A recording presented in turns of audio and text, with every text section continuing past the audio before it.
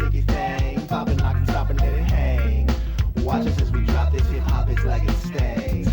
We make the whole room drop and everybody sing. We want the fun. Hello, hello, hello, and welcome to Sports Buzz, the Fanatical View.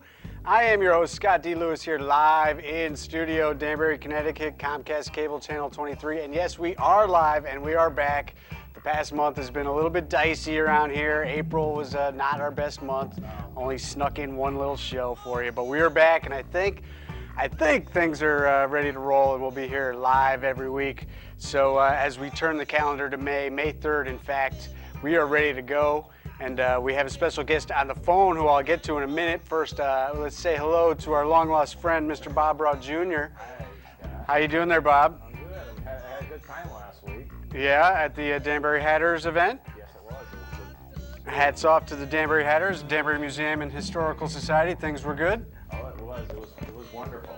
Fantastic. Was they have a pretty good turnout? Yeah, we had a good turnout. Excellent. And of course, we know Bob does the spotlight on. I'm sure you probably got some of that on the show. A little bit, not much, because we had technical difficulties. Technical difficulties, those are never any good. We deal with those around here a lot of times. And of course, Bob's show, Spotlight on Tuesdays at 9 and Wednesdays re-airs at 12. Yes. In the studio working things out is one Mr. Mike Toohey from Expose Cinema. Fridays at 10, his show, and Wednesdays at 11. And of course, John Newmeiler working the graphics in there. His show, Danbury Live, is Saturdays at 7 and Tuesdays at 11. Let's not waste any more time, though, Bob. Let's get to your The special last guest. time we spoke to our special guest, one Mr. Jim Meyers, who is on the phone calling from Kingston, New York. He was calling to discuss the big meltdown that took place with the Boston Red Sox last baseball season. And Jimmy is back. Hello, Jim. How you doing? Scotty, I am great, and I have to tell you, it's a privilege to be on New England's greatest sports talk. Oh, we like to hear that. We do like to hear that. So very good. Good to have you back. And, you know, when you called last time, Jim, we were talking what was going to be the fallout for the, the collapse that took place in September. And we saw big changes up in Boston. Personally, I was a fan of bringing in Bobby V. And I thought, Tito, as great as he was, maybe there was a time for change. Theo, the boy wonder kid, he decides to try to go break another curse in Chicago, and he leaves Boston. But what was your take? What did you think about how the fallout went down and then the changes that they made? Well, first of all, I think Tito Francona is one of the seemingly the nicest guys I've ever watched in baseball. Even as a Yankees fan, even when he broke my heart, his teams broke my heart, I respected him. And the way they treated him, I thought, was absolutely abhorrent. Leaking the stories about marital woes and pill problems. Right. So they could have let the guy go with a little bit more dignity than they did. That's not the Boston way, Jim. Every time they let somebody big go, they got to do a smear campaign. The Red Sox are famous for it, even before this regime took over. But I mean, when they're Nomar and Manny and Nomar and goes way back. I mean, their first big move was getting rid of Nomar, and they smeared his name for the first 3 months of the season before they traded him, and they've smeared many other guys since then. And they did not spare Tito, and Tito was very upset about it. He almost did not show up to the 100th anniversary of Fenway Park because of that. I'm glad that he did show up so he could get the big applause that he deserved. And I'm sure he's glad that he decided to show up, because I thought that was one of the best moments of that whole ceremony.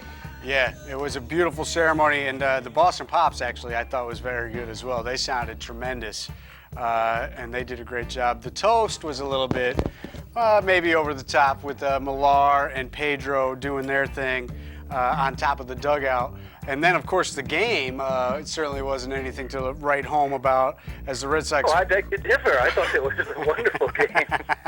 It was a little batting practice for your Bronx Bombers there, who sometimes I refer to as the Bronx Bummers.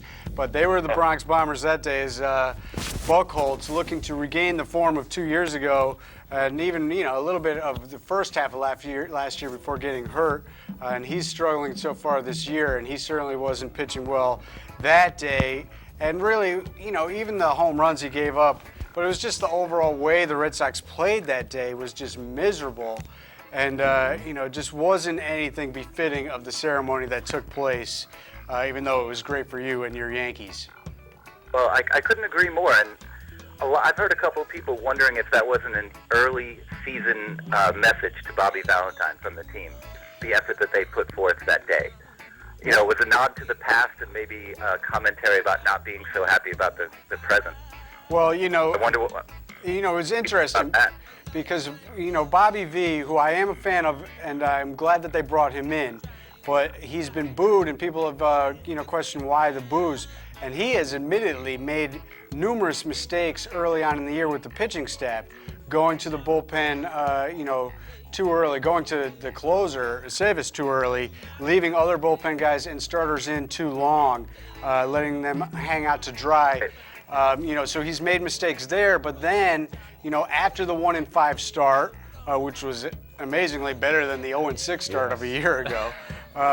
They come home, and for 3 days, they pound the Rays, who were off to a great start. Having swept your Yankees, and their offense is finally clicking. There's a good feeling again, and then he throws Kevin Youkilis under the bus and saying he's not trying hard. So the timing, more than the comments itself, of those statements about Youkilis also led to the fans starting to boo Bobby V mercilessly early in the year. And of course, after he rips Youkilis, then the offense goes south. The team doesn't play at all for the whole rest of the homestand. They get beat 2 games, one more by the Rays after the Rays didn't get swept, then 2 by Texas, 2 by the Yankees, including the 9-0 game when then all of a sudden the wheels fell off and it's 15-9 Lapper going the other way. So, maybe there was something to it where the team was just scratching their head. They were thrown off by why he would go after one of the team leaders from, the whole generation preceding Bobby V. So maybe there is something to that as about the message being sent there. Or maybe it was just, as he said, after the 15-9 Lapper, the team had to come all the way down to the bottom before it could turn back up. And then they go out on the road and they have a great road trip. And then they come back home and they lose 2 out of 3 to Oakland. So I think they are struggling with their stance at home, obviously. Maybe they're putting pressure on themselves to try to earn back the respect of the fans, earn the cheers that have turned into boos at home. Maybe, something is going on there. Maybe they feel guilty about their actions of a year ago in the clubhouse, and they've got too much on their mind when they're at home because that road trip they just had was outstanding. And then they come home and, they just fall flat in front of the A's and in front of their fans. So I'm not sure. What do you think as far as Bobby V as the manager himself, let alone, leave alone the whole, how Tito went out? Was there a time for a change? But what do you think about the choice of Bobby V? I thought it was curious at best.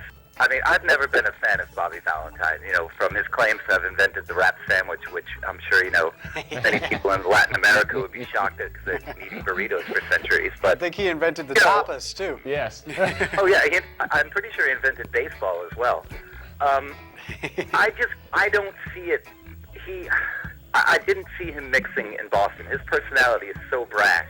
Yep. And he doesn't have a filter and he doesn't care. And the way the media is in Boston, the way the fans are, for him to go after Uke so early in the season, that's like if he took over the Yankees and started questioning, why Derek Jeter gives out gift baskets after, a night out. Right.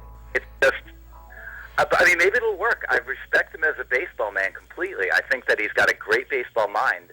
I just don't know that if his motivational tactics. Well, there's the good and the bad. Yeah, there's the good. What in Game 1? What's that? You were going to say? I was just saying that he, in the major leagues, he's never won, and he's always worn out his welcome. He's never won a World Series. Sure, he won in Japan, but I think it's a completely different culture, and you can't compare the two. So I think he's overrated, and I don't see it working in Boston. But you know the town better than I do. Do you think that his personality can meld there? Well, I think his personality, there's the good and the bad with Bobby V. I think that fans like myself were happy to have the baseball guy come in and express fundamentals. What has been going on the last 2-3 years with teams coming in against the Red Sox and stealing bases at will. That alone has been a disgrace. If you looked at some of the games they lost last year, it was Little League baseball mistakes that were taking place. Double steals with a guy stealing second and then a guy stealing home to win games. I mean, it was disgraceful what was going on. And the pitching staff has been let off the hook for years as far as helping the catchers hold on the runners. So Bobby V is a guy that has already placed emphasis on those sort of things. He's going to bring back, the hit and run, sacrifice bunting, those sort of things as well. And he'll be willing to play at times small ball and try to manufacture runs, move runners from first to third in situations, and those type of things, instead of just sitting back waiting for big power innings and things like that, which the Red Sox are going to be capable of doing as well. So from that sort of thing, strategical stuff, I think is very important, and stuff that had gotten away in recent years. And also, I think it's, after what went down in the clubhouse and everything, there's too many fat cats up there making big money, and they needed somebody to light a little fire under them. They had, kind of tuned Tito out, perhaps. So, those sort of things, I think, are good to have Bobby V there. The question is the personality. Will he be too brash? Will he make too many comments where, he just loses the respect of the media, which can happen in a blink of an eye up there, and also the fans who turned on him rather quickly. And, I think a lot of people on New York radio in particular have questioned why Red Sox fans were booing him so fast, and they weren't giving the Red Sox fan benefit of the doubt for being smart enough. The Red Sox fans weren't necessarily booing Bobby V because he wasn't Tito. They were booing him because he was making poor decisions in the first couple of weeks, managerial-wise, managing the games. And he deserved to be booed when you leave a pitcher out there too long and he walks the house and you lose 1-0 because of that. And then you finally come out to get the guy, you're going to get booed. That's the way it is. So, I think ultimately, I think Bobby V is here for the transition. They're going to continue to try to win now with their guys, but I think they're going to phase some players out. I think you can see it already. Youkilis on the DL, injured. The comments he made about Youkilis. Beckett skipping a start here, not getting great run support, and also he's had some bad games. I think guys like that could be on the block come trade deadline this year, and certainly I don't see them being around much longer than a year or so. If they can move those guys, I think they will. I think Bobby V likes young players. I think he likes to have his kind of guys, and I think he's going to try to reshape this team, and they're showing some young guys already his interest in Iglesias, who they called up, the kid who filled in for Youkilis yesterday, had a good game. I think that he's the type of coach who wants those kind of players, and I think the management is put him in place for that. Yep. Well, what do you think about the theories that I've heard, the rumors, if you want to call them that the management in Boston knows that Bobby V has a very short time. Players can only take him for a year or two, and that they're waiting on Joe Madden to run out his contract in Tampa Bay. I don't know about that so much.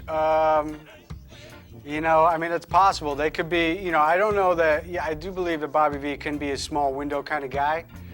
Sure. But I do think that Red Sox have been, much like your Yankees, indicating that they want to get under that tax threshold.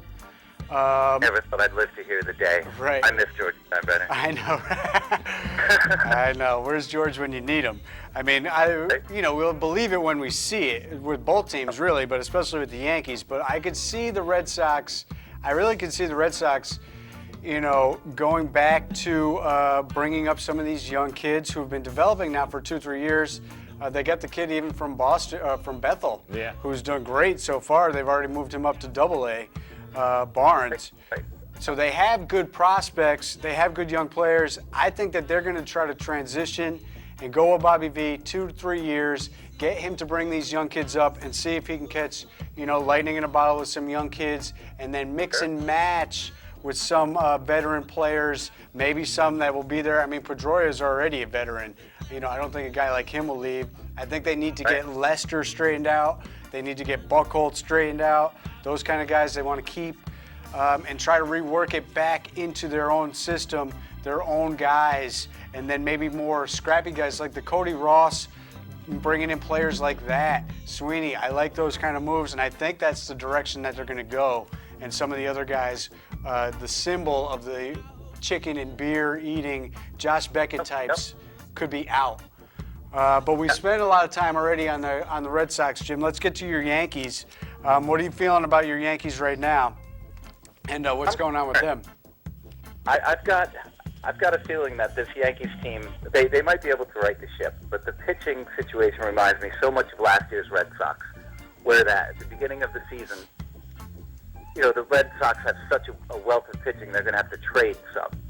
Yeah. And now there was a similar, feeling with the Yankees, and now we're down to, geez, I hope that St. Andy can come back and have a decent. We're struggling to find out if Phil Hughes can even be a decent number 5. I know. Freddie Garcia is already in the bullpen.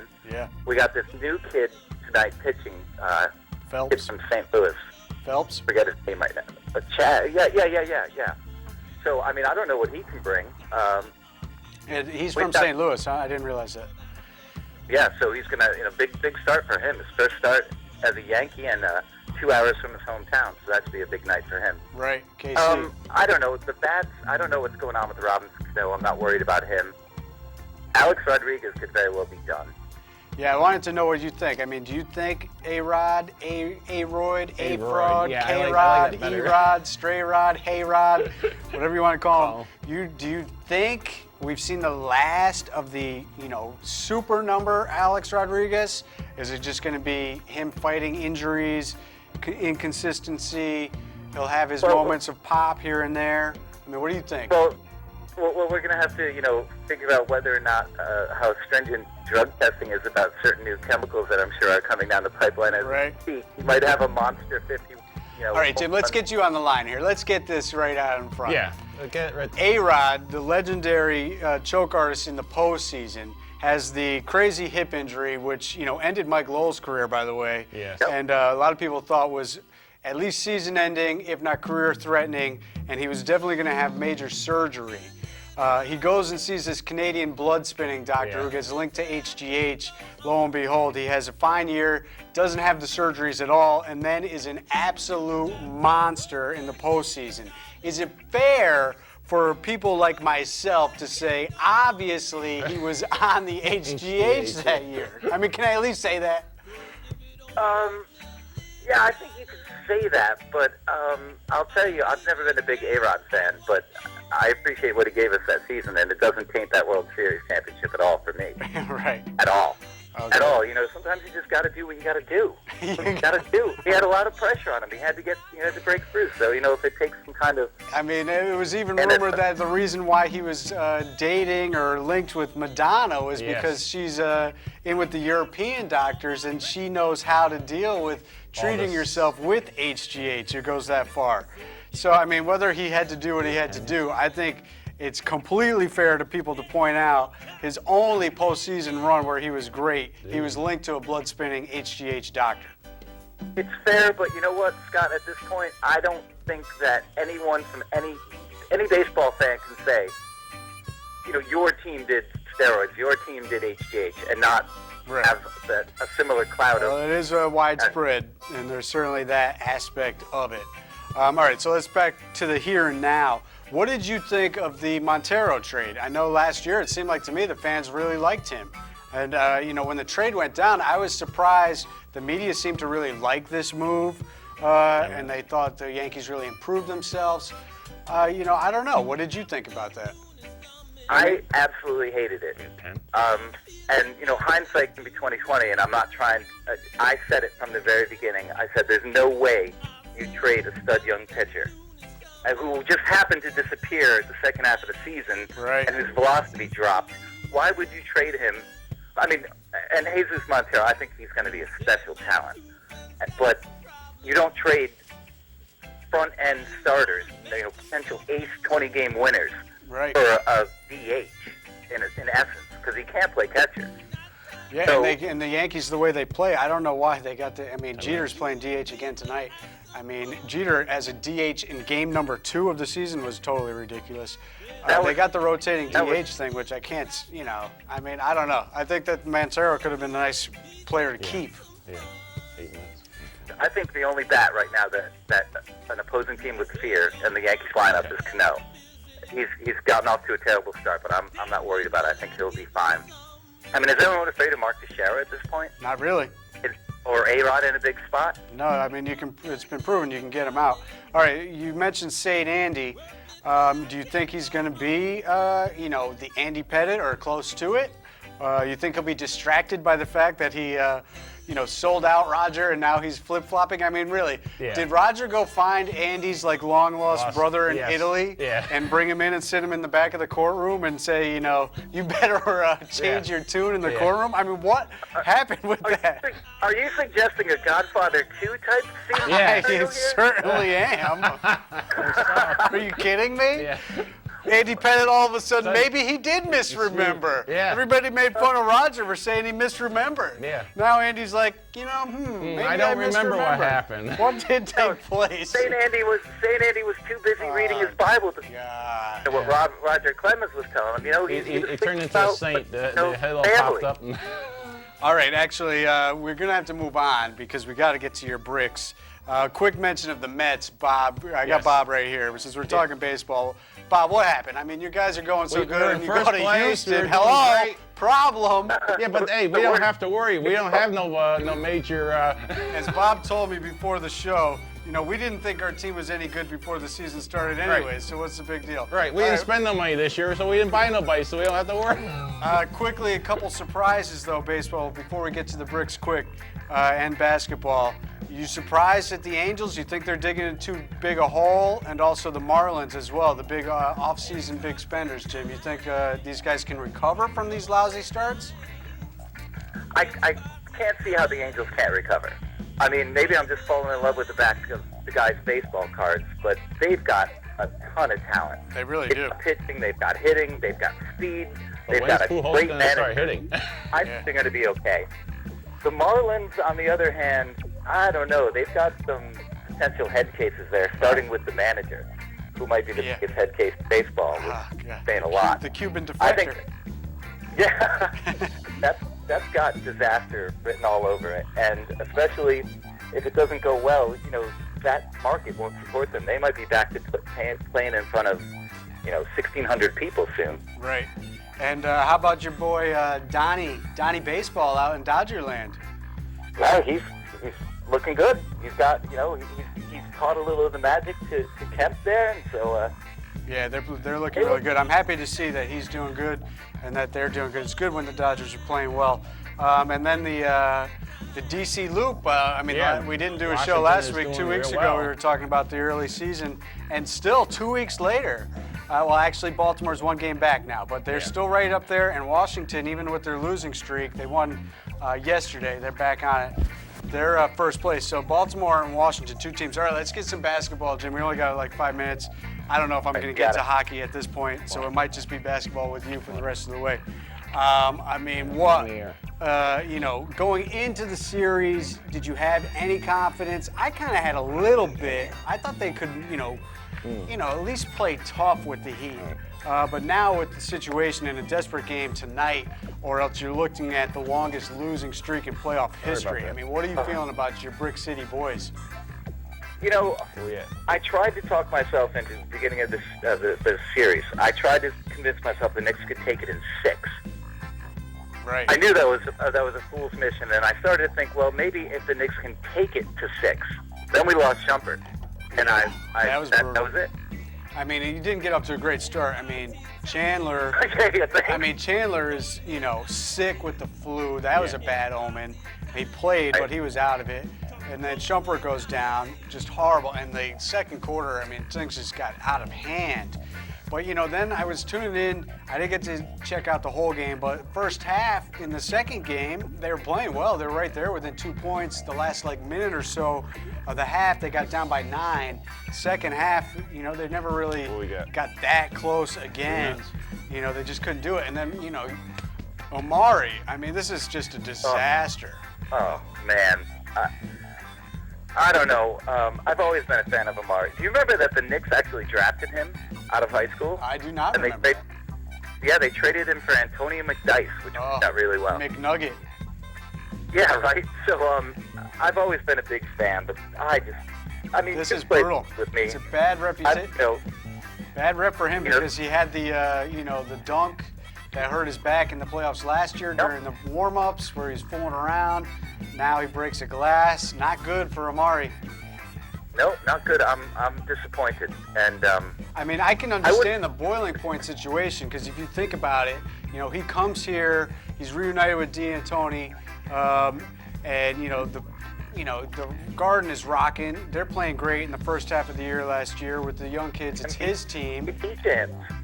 Yeah, and they trade all those kids for Melo. They don't jive. They get swept last year. Things get even worse, it seems like, this year with him and Melo at times.